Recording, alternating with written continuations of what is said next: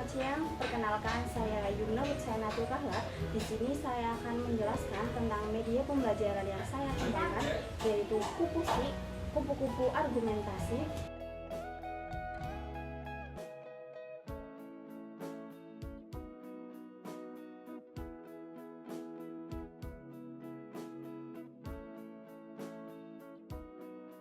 Jadi ini adalah media yang saya kembangkan, yaitu kupusi, yaitu kupu-kupu argumentasi.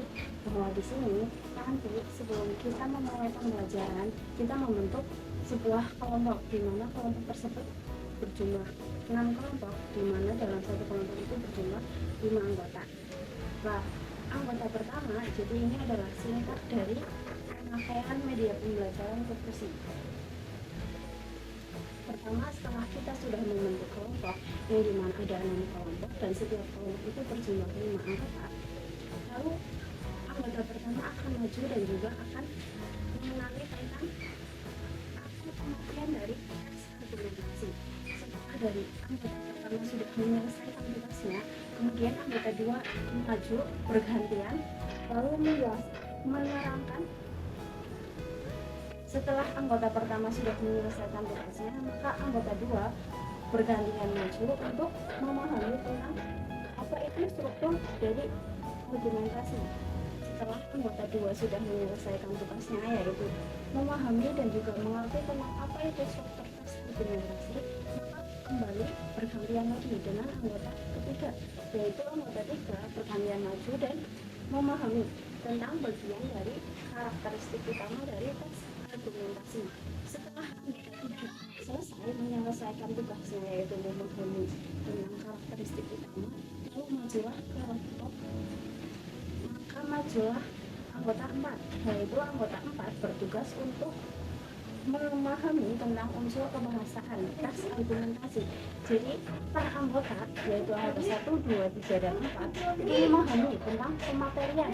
Yang pertama ada pematerian pengertian, yang kedua ada struktur kebahasaan, ada ciri-ciri utama ataupun karakteristik, dan terakhir ada struktur teks argumentasi. Lalu majulah satu kelompok anggota 5 atau bisa disebut dengan ketua kelompok. Ketika sudah ketua kelompok maju, maka ketua kelompok akan membaca dan juga memahami contoh dari teks argumentasi. Tugas dari ketua kelompok yaitu memahami contoh teks argumentasi yang sudah disediakan. Setelah sudah dipahami, sudah dibaca, dan sudah dimengerti, lalu kembali bersatu lagi bersama kelompok yang sudah ditentukan. Lalu terjadilah diskusi. Di situ ketika anggota 1, 2, 3, 4, dan 5 berdiskusi tentang apa yang sudah ia pelajari, apa yang sudah ia baca ketika ia maju.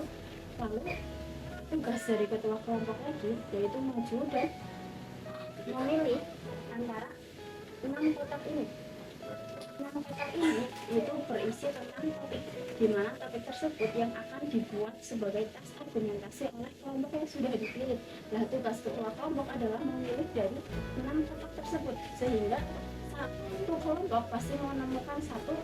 Nah, ketika sudah memilih, pasti sudah ditentukan topiknya, sehingga dalam satu kelompok tersebut, yaitu anggota 1, 2, 3, 4, dan 5 itu mulai bekerja kelompok tentang membuat teks argumentasi. Nah, dari sini kita sudah sangat menggantungkan tentang kerja tim, yaitu anggota 1 yang tadi memahami permaterian pengertian, anggota 2 tentang struktur, anggota 3 tentang karakteristik, dan anggota 4 tentang struktur kebahasaan, sehingga anggota 5 membaca contoh. Dari situ kita sudah bagi tentang apa saja yang memang perlu diperhatikan dalam membuat teks argumentasi. Mungkin cukup sekian dari saya. Wassalamualaikum warahmatullahi wabarakatuh.